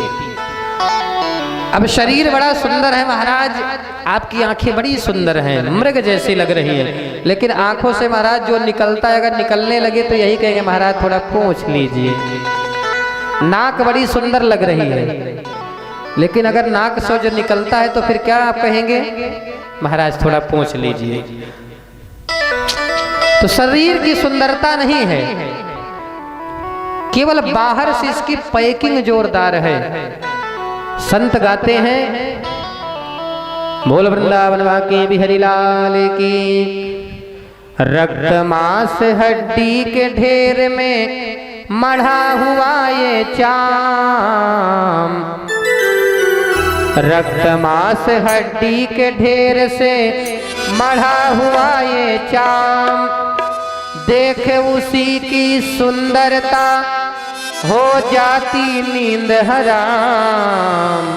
ये माया तेरी बहुत कठिन है राम, ये माया तेरी बहुत कठिन है राम, ये माया तेरी बहुत कठिन है राम, ये माया तेरी बहुत कठिन है राम। रक्त मांस हड्डी के ढेर में मढ़ा हुआ ये चाम, रक्त मांस हड्डी के ढेर में मढ़ा हुआ ये चाम। देख उसी की सुंदरता हो जाती नींद हराम। ये माया तेरी बहुत कठिन है राम, ये माया तेरी बहुत कठिन है राम। और करता नित्य विरोध क्रोध का करता बुरा परिणाम, करता नित्य विरोध क्रोध का कहता बुरा परिणाम। महाराज जब व्यक्ति को क्रोध आता है तो दूसरा व्यक्ति उसे समझाने में बड़ा निपुण बन जाता है। महाराज क्रोध नहीं करना चाहिए, क्रोध करने से हानि होती है। और जब स्वयं क्रोधित होता है महाराज, होता स्वयं तो क्रोधित उसकी बाड़ी भी ना लगाम। ये माया तेरी बहुत कठिन है राम, ये माया तेरी बहुत कठिन है राम, राम तेरी बहुत कठिन है राम, ये माया तेरी बहुत कठिन है राम, बहुत कठिन है राम, बहुत कठिन है। गोकर्ण जी ने पिताजी को बड़ा सुंदर उपदेश दिया, पिताजी संसार में रहो लेकिन संसार से चिपक कर मत रहो। देखिए आपने सूखा नारियल देखा होगा ना, सूखा नारियल जब बजाते हैं तो कट कट की आवाज आती है ना, और गीला नारियल जब बजाते हैं तो उसमें पानी बोलता है। तो संत कौन है? सूखा नारियल। संत कहते हैं हम संसार में तो हैं लेकिन हम संसार से चिपके नहीं हैं, हम अपने मन को माधव के चरणों में लगाए हुए हैं। और हम क्या हैं?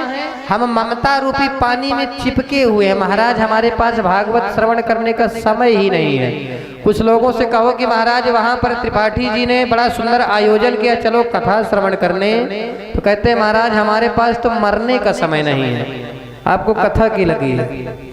ऐसे ऐसे भी लोग होते हैं। तो गोकर्ण जी पिताजी को समझाते हैं, पिताजी न जग छोड़ो न हरि भूलो, कर्म कर जिंदगानी में, रहो दुनिया में तुम ऐसे, कमल रहता जो पानी में। जिस प्रकार से कमल महाराज जल में तो रहता लेकिन जल में कभी डूबता नहीं है, इसी प्रकार से संसार में रहें, माता पिता की सेवा करना हमारा धर्म है, मेहनत करके कमाना, धन संग्रह करना, परिवार चलाना भी धर्म है, लेकिन भगवान के चरणों का चिंतन करना हमारा परम धर्म है, उसे भी नहीं भूलना चाहिए। संसार की कार्य को भी करना चाहिए और भगवान का नाम भी लेना चाहिए। आत्मदेव को बात पूरी समझ में आ गई, बोला बेटा यही बात को उस समय संत ने भी समझाया था, लेकिन मेरी खोपड़ी में नहीं आई थी, आज तुम्हारी बात मेरे खोपड़ी में पूरी पूरी चढ़ गई। जैसे ही आत्मदेव जंगल गए और सुंदर भगवान के दिव्य धाम को प्राप्त हुए भगवान का नाम लेते हुए, इधर गोकर्ण जी भी सोचे कि हमारा भी नंबर ना लगा दे ये दुष्ट, तो गोकर्ण जी तीर्थ यात्रा पर निकल गए और एक दिन इसने माता को ऐसा मारा, महाराज बोला पिताजी माल गाड़ कर कहाँ गए हैं बताओ, नहीं तुम्हें जान से मार डालूंगा मैं। माता से बोला क्वबित्तम तिष्ठति ब्रूहि हनिस्से लत्तया न चेत, महाराज अपनी माँ को लात से मारा। माँ व्याकुल होकर के दौड़ी, कूपे पातः कृतो रात्रो तेन सा निधनम गतः, माँ भी कुआं में कूद करके गोविंदाय नमो नमः। इधर धुंधकारी 5-5 गणिकाओं को ला करके उनका भरण पोषण करने लगा महाराज। एक दिन इसने राजा के घर में चोरी किया और थोड़ा माल ज्यादा पा गया। गणिकाओं ने सोचा यदि राजा को पता चला जाएगा तो निश्चित रूप से इसके साथ गेहूं के साथ घुन भी पिसा जाता है, तो निश्चित ही हमें भी दंड मिलेगा। तो उन्होंने एक दिन इसको मदिरा पान करा करके महाराज रात्रि में और इसके हाथ पैर बांध दिए और एक ऊपर चढ़ गई। और जब इसने चिल्लाया तो अग्नि ज्वाला दुखे ना, जलता हुआ अंगारा लेकर के मुंह में ठूंस दिया इसके, और धुंधकारी का गोविंदाय नमो नमः। महाराज भयंकर प्रेत बना। इसीलिए संत कहते हैं कि संतान हो तो भगवान का भक्त हो, भजन करत कोई जरूरी नहीं है कि पुत्र ही हो, पुत्र और पुत्री समान हैं दोनों। कुछ लोग पुत्र और पुत्री में भेद करते हैं महाराज, हम तो कहते हैं कि भजन करत बिटिया भली, बिना भजन नहीं पूत। भाई पूत है लेकिन धुंधकारी जैसा हो गया तो क्या करेंगे। हाँ, सबरी तो बैकुंठ गई और धुंधकारी बना भूत। तो ये है भगवान के भजन का चमत्कार। कोई भी हो, जब भगवान महाराज भयंकर प्रेत बना, गोकर्ण जी को पता चला, तीर्थ यात्रा में धुंधकारी जी का श्राद्ध करके आ गए और घर में रुके तो महाराज सकन मरेसा सकन दस्ती सकर्च महिषो भवत, शक्रदिंद्र सकच्चाग्नि पुनश्च महिषो भवत। कभी मेष, कभी भेड़ बन के दिखाई दे, कभी भैंसा बन के दिखाई दे, कभी अग्नि बन जाए, कभी इंद्र बन जाए। गोकर्ण जी महाराज ने कहा किम वा प्रेतः पिशाचो वा, कौन हो तुम भाई। गोकर्ण जी ने जब अभिमंत्रित जल करके मारा तो बोला अहम भ्राता त्वदीयोऽस्मि धुंधकारीति नामतः, स्वकीये नैव दोषेण ब्रह्मत्वं नासितं मया। महाराज मैं आपका भाई धुंधकारी हूँ। बोला तुम्हारा तो मैं गया में श्राद्ध करके आ गया, फिर भी तुम्हारी मुक्ति नहीं हुई। तो बोला भैया मैं ऐसा छोटा मोटा प्रेत नहीं हूँ, नंबर 1 वाला हूँ, नंबर 1 का पापी हूँ मैं, इसलिए नंबर 1 वाला प्रेत बना मैं। और एक श्राद्ध नहीं, आप गया श्राद्ध सतेनापि मुक्तिर में ना भविष्यति, हजारों श्राद्ध करके आ जाइए, मेरी मुक्ति नहीं मिलने वाली। तो भैया 10 मिनट का समय और लेंगे। तो क्या गया की श्राद्ध की कोई महिमा नहीं है क्या? गया की श्राद्ध की महिमा है, लेकिन धुंधकारी आत्मदेव का पुत्र था ही नहीं। वो तो पुत्र किसका था? धुंधली की बहन का पुत्र था, इसलिए नहीं तरा। और गोकर्ण जी अपने गोत्र से गया में श्राद्ध कर रहे थे, इसलिए महाराज अवश्य ध्यान रखना चाहिए इस बात का हमें, अपने कुल गोत्र में ही और अपने बिरादरी में ही महाराज शादी विवाह ऐसे संबंध करना चाहिए। स्वे से धर्मो निवोच्छति। महाराज आजकल के ऐसे पुत्र हैं कि एक पुत्र के पिताजी गुजर गए, माता ने कहा जाओ पुत्र पिताजी की अस्थियां विसर्जन करके आ जाओ। रास्ते में महाराज उसके दोस्त मिल गए, बोले यार कहाँ तुम पड़े हो, ये जो नाला जा रहा है ना सीधे गंगा जी जाएगा, ऐसे में डाल दो सीधे पहुंच जाएगी अस्थियां, कहाँ परेशान हो रहे, चलो चलते हैं वहां। पुत्र ने महाराज फेंक दिया। रात्रि में पिताजी माँ को स्वप्न दिए कि इतना मेरा दुष्ट पुत्र है कि मेरी अस्थियों को नाले में ही बहा कर चला आया। सुबह होते माँ ने पूछा क्यों पुत्र तुमने इतना गलत काम क्यों किया? आज पिताजी स्वप्न में आए थे। तो बोला माँ 8 किलोमीटर पिताजी आपसे बताने आ गए घर तक, अब 3 किलोमीटर वहां से गंगा जी थी, तो वहीं चले जाते तो क्या हो जाता। तो ऐसे ऐसे महाराज आजकल के पुत्र हैं। तो धुंधकारी का मोक्ष की कामना से गोकर्ण जी महाराज सबसे पूछे कि मुझे क्या करना चाहिए। साक्षात सूर्य नारायण भगवान जब प्रकट हुए बताए कि श्रीमद् भागवतान मुक्ति सप्ताह वाचनम कुरु। तब गोकर्ण जी महाराज ने सुंदर श्रीमद् भागवत महापुराण का आयोजन किया और धुंधकारी 7 गांठ की बांस में आकर के महाराज बैठ गया। और एवं 7 दिनश्चैव 7 ग्रंथि विभेदनम। 7वें दिन महाराज दिव्य चतुर्भुज रूप में पीतांबर फहराता हुआ प्रकट हो गया और बोला धन्या भागवती वार्ता प्रेत पीड़ा विनाशिनी सप्ताहोपि तथा धन्या कृष्ण लोक फलप्रदा। धन्य है यह भागवत की वार्ता, धन्य है यह भागवत की कथा कि मुझ जैसे भयंकर प्रेत को भी मुक्त कर दिया महाराज, मेरा मोक्ष हो गया। महाराज जब मैं भागवत को श्रवण करने आ रहा था तो मेरे सारे पाप आपस में चर्चा कर रहे थे। कंपनते सर्व पापानी कथा श्रवण। यदि यह धुंधकारी यह कथा श्रवण कर लेगा तो अस्माकम प्रलयम सद्य, हमारा तो विनाश ही हो जाएगा।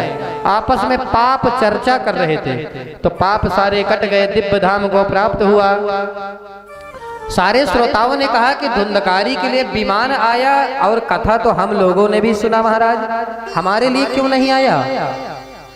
बोला कथा श्रवण करने में भी भेद होता है। कुछ लोग व्यवहार के तरीके आते हैं कि त्रिपाठी जी भागवत कथा करा रहे हैं, एक दिन तो हमें चलना ही पड़ेगा, ना 7 दिन जाएं।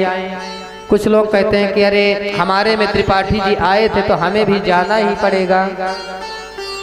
तो धुंधकारी के अंदर मोक्ष की भावना थी। कहते हैं महाराज कल्प वृक्ष है, भागवत कथा श्रवण करने से जो हमारी माताओं बहनों के अपुष्पा काक वंध्याचा वंध्यायाच मृतार्भका, भागवत में लिखा है जिसके गर्भ आता ही ना हो या तो गर्भ आने के बाद गर्भ नष्ट हो जाता हो।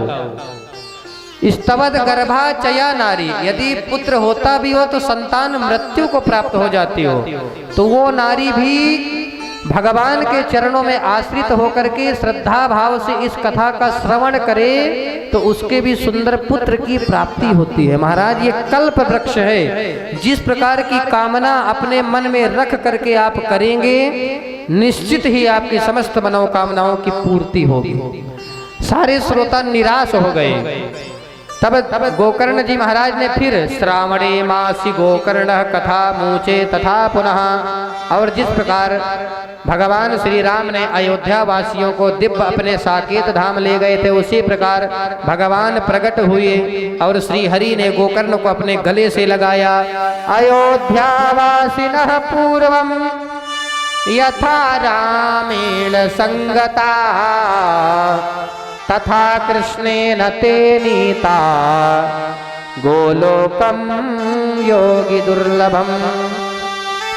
प्रजा सहित रघुवंश मणि जिमि गवने निज धाम। जिस प्रकार भगवान श्री राम सारे अयोध्या वासियों को लेकर साकेत धाम गए, उसी प्रकार गोकर्ण जी के साथ सारे गांव वाले महाराज मोक्ष को प्राप्त कर लिए। इसके बाद श्री सौनक जी महाराज, नारद जी महाराज पूछते हैं सनकादियों से, महाराज हमें कथा सुनने का नियम बता दीजिए। कथा में जब हम भागवत का आयोजन कराएं तो इसमें खर्चा कितना लगता है? और यही सब लोग महाराज पूछते हैं आजकल। तो कहते हैं विवाहे यादृशम वित्यम तादृशम परिकल्पयेत्। जिस प्रकार एक पिता अपनी पुत्री का विवाह बड़े धूमधाम से करता है, उसी प्रकार भागवत की कथा को भी श्रवण करना चाहिए, बड़े धूमधाम से उत्सव मनाना चाहिए। लेकिन पिता की कितनी सामर्थ्य है भाई? जो गरीब कन्या का पिता होता है अपने स्तर से करता है, जो अमीर कन्या का पिता होता है वो अपने स्तर से करता है। इस प्रकार अपनी सामर्थ्य के अनुसार करना चाहिए, जितना प्रभु ने हमें सामर्थ्य दिया हो। तो महाराज कथा में कहते हैं वर्णम पंच विप्राणाम कथा भंग निवृत्तये। और बिना गुरु दीक्षा लिए कथा श्रवण करने का महाराज अधिकार भी नहीं होता। विष्णु दीक्षा विहीना नाम नाधिकारक कथा श्रवे। अच्छा महाराज एक बात हमें ये बता दीजिए कि कथा में क्या खा करके कथा सुने? बोलिए घृता पानम, घी पी करके कथा सुनो। बोले महाराज तब तो हम सुन चुके। बोला दूध पी करके सुनो। तो बोले महाराज वो भी हमसे नहीं हो पाएगा। तो बोले फलाहारम, फलाहार करके रहो। बोले नहीं महाराज हमें भूख बहुत लगती है। तो बोले फूलाहारम, खूब खाओ पियो चकाचक, लेकिन ऐसा मत खाओ कि कथा में आकर के महाराज खर्राटे बजने लगे, नींद आने लगे। भोजनम तो वरम मन्ने कथा श्रवण कार्यक्रम नोपवासो वरह प्रोक्ता कथा विघ्न करो यदि। वक्ता का चयन बड़े विवेक से करना चाहिए, बड़े बुद्धिपूर्वक करना चाहिए। पहली बात तो कथा वक्ता ब्राह्मण होना चाहिए, विरक्तो वैष्णवो विप्रो, और वैष्णव दीक्षा लिए हो महाराज, जो गुरु मंत्र लिया हो, दीक्षा लिया हो, वेद शास्त्र विशुद्ध कृत, जो कर्मकांड पूजा पाठ कराना जानता हो, वेद पुराण शास्त्र को पढ़ा हो महाराज, और दृष्टांत देने में कुशल हो। वक्ता ऐसा होना चाहिए जो वक्ता व्यास मंच से जो बात कहे तो वक्ता जो बात अपनी कहे तो श्रोताओं के समझ में आना चाहिए कि महाराज जी क्या समझा रहे हैं। यदि श्रोता के सिर से बात निकल रही है, क्योंकि विवाह में महाराज दूल्हे का बड़ा महत्व होता है। कहते हैं विवाह में दंपति रूप ही मातु धन। वर चाहता है कि मुझे सुंदर पत्नी प्राप्त हो, और माता चाहती है दूल्हे की कि मुझे बढ़िया खूब दहेज मिले, और लड़का का पिता चाहता है पिता नाम विख्यात और उत्तम कुल बांधव चाहे, बंधु बांधव चाहते हैं बढ़िया उत्तम कुल में शादी हो। अब बारात क्या चाहती है महाराज? भोजन चाहे बारात, बारात को महाराज केवल भोजन चाहिए, बस हो गया, चकाचक मिल जाए तो बस आनंद आ गया बारात में। और इसके बाद बताया कि वक्ता जो भी बात कहे, क्योंकि मात पिता गुरु प्रभु कहे बानी बिनहि विचार करिए शुभ जानी। माता पिता गुरु और भगवान की वाणी को एकदम आंख मूंद करके विश्वास कर लेना चाहिए, क्योंकि ये हमारे कभी अहित नहीं कर सकते। और वक्ता में साक्षात सुखदेव का स्वरूप देखना चाहिए।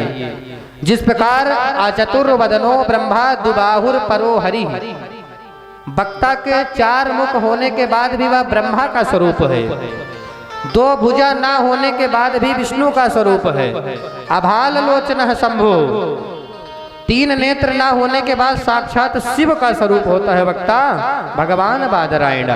इसलिए जो भी वक्ता कहे बड़ी श्रद्धा से सुनना चाहिए। इसके बाद कथा के अंत में बोले महाराज खूब ताली बजा करके संकीर्तन करना चाहिए। जैसे ही संकीर्तन की बारी आई तो महाराज प्रहलादस्तालधारी तरल गतितया चोधवा कांसधारी वीणाधारे स्वर सिंह स्वर कुशलतया राग करतार्जुनो भूत इंद्रो वादीन मृदंगम जय जय सुकरा कीर्तने ते कुमारा यत्राग्रे भाववक्ता सरस रचनया व्यासपुत्रो बभूवा। जैसे ही संकीर्तन का नाम सुना तो प्रहलाद तालधारी प्रहलाद जी महाराज ताली बजाने लगे, इंद्र मृदंग पर थाप देने लगे और सनत कुमार ताली बजा करके जय हो करने लगे और सुखदेव महाप्रभु दिव्य मुक्त कंठ से भागवत के श्लोक गाने लगे और भक्ति माता अपने पुत्रों के साथ। कहते हैं भगवान का संकीर्तन करते समय ताली बजाने से जो हमारे हाथ में कुयोग की रेखाएं होती हैं ना, वो कट जाती हैं, हमारे ऊपर से पाप के पक्षी उड़ जाते हैं। इसलिए बड़े भाव से भगवान नाम संकीर्तन हुआ। निकुंज में विराजे घनश्याम राधे राधे, निकुंज में विराजे घनश्याम राधे राधे, निकुंज में विराजे घनश्याम राधे राधे, निकुंज में विराजे घनश्याम राधे राधे, राधे राधे राधे घनश्याम राधे राधे, राधे राधे राधे घनश्याम राधे राधे, राधे राधे राधे घनश्याम राधे राधे, राधे राधे राधे घनश्याम राधे राधे, निकुंज में विराजे घनश्याम राधे राधे, निकुंज में विराजे घनश्याम राधे राधे, निकुंज में विराजे घनश्याम राधे राधे, निकुंज में विराजे घनश्याम राधे राधे, राधे राधे राधे घनश्याम राधे राधे, जय राधे राधे राधे घनश्याम राधे राधे, जय राधे राधे राधे घनश्याम राधे राधे, जय राधे राधे राधे घनश्याम राधे राधे, निकुंज में विराजे घनश्याम राधे राधे, निकुंज में विराजे घनश्याम राधे राधे, निकुंज में विराजे घनश्याम राधे राधे, निकुंज में विराजे घनश्याम राधे राधे, निकुंज में विराजे घनश्याम राधे राधे, निकुंज में विराजे घनश्याम राधे राधे, जय राधे राधे राधे घनश्याम राधे राधे, जय राधे राधे राधे घनश्याम राधे राधे, जय राधे राधे राधे घनश्याम राधे राधे, जय राधे राधे राधे घनश्याम राधे राधे, निकुंज में विराजे घनश्याम राधे राधे, निकुंज में विराजे घनश्याम राधे राधे, निकुंज में विराजे घनश्याम राधे राधे, निकुंज में विराजे घनश्याम राधे राधे, निकुंज में विराजे घनश्याम राधे राधे, निकुंज में विराजे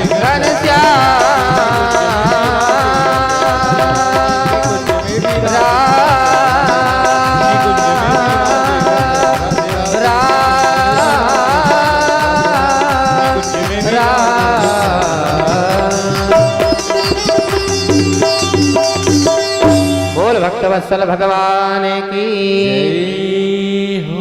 चलिए आज की मंगलमय कथा को यहीं पर विश्राम करेंगे और आज की इस कथा का संपूर्ण पुण्य हम मृतक आत्मा की शांति के लिए कामना करेंगे कि आज की कथा का संपूर्ण पुण्य उनको प्राप्त हो और उनका